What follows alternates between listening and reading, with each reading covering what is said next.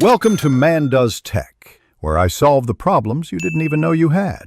You start by confirming compatibility and power, because a dead unit or wrong account stops everything.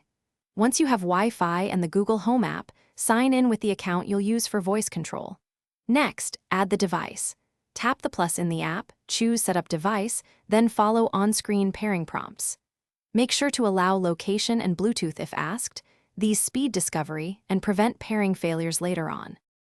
Once paired, you enter your Wi-Fi credentials so the thermostat stays on your network. This is why you set Wi-Fi first. After it appears in Home, assign it to the correct home and a room name, because voice commands use those names to target devices.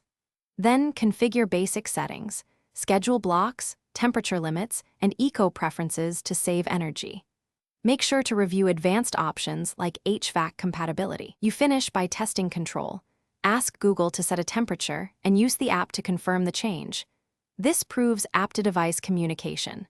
Then observe one heating or cooling cycle to verify the thermostat and HVAC respond correctly and adjust user permissions if others need access.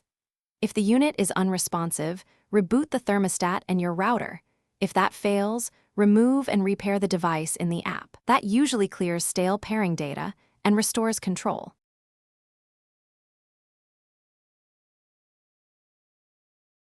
Thanks for watching. If you found this helpful, don't forget to like and subscribe.